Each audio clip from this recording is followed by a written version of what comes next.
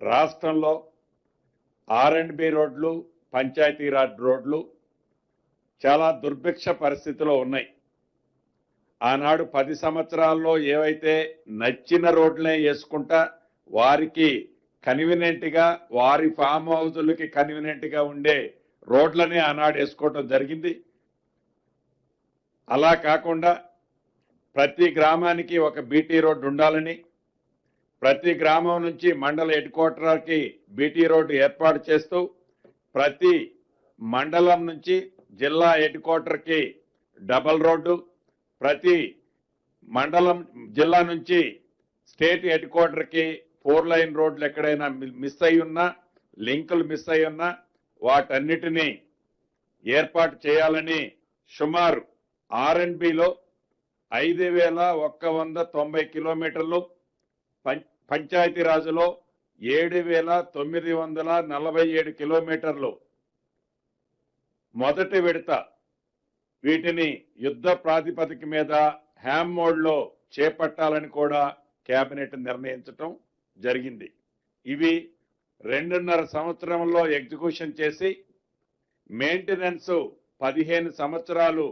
Same ఏజెన్సీతోనే maintenance చేపియాలని ఈ ప్రభుత్వం చిత్తశుద్ధితో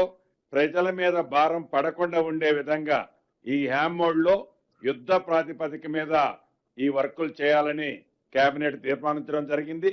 అదే రకంగా రోజు రోజుకి హైదరాబాద్ మెట్రోపాలిటన్ సిటీ ఈ విపరీతంగా ఇంటర్నేషనల్ గా నేషనల్ గా వచ్చే ఈ క్రౌడ్ ఇతరత్ర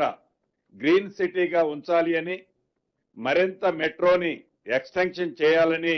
ఈరోజు కేబినెట్ లో తీర్మానించడం జరిగింది. దీంట్లో భాగంగా కారిడార్ 1 శంషాబాద్ ఎయిర్పోర్ట్ నుండి ఫ్యూచర్ సిటీ వరకు 39.6 kilometres, corridor 2 Jubilee bus station నుండి మేడ్చల్ వరకు 24.5 kilometres, corridor 3 Jubilee bus station నుంచి షామీర్పేట వరకు 22 కిలోమీటర్లు, రమారమి మొత్తము కలిసి సుమారుగా 86 కిలోమీటర్లు 19,579 కోట్లతో 86.1 కిలోమీటర్లు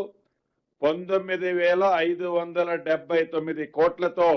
ఈనాడు కేబినెట్ ఆమోదించడం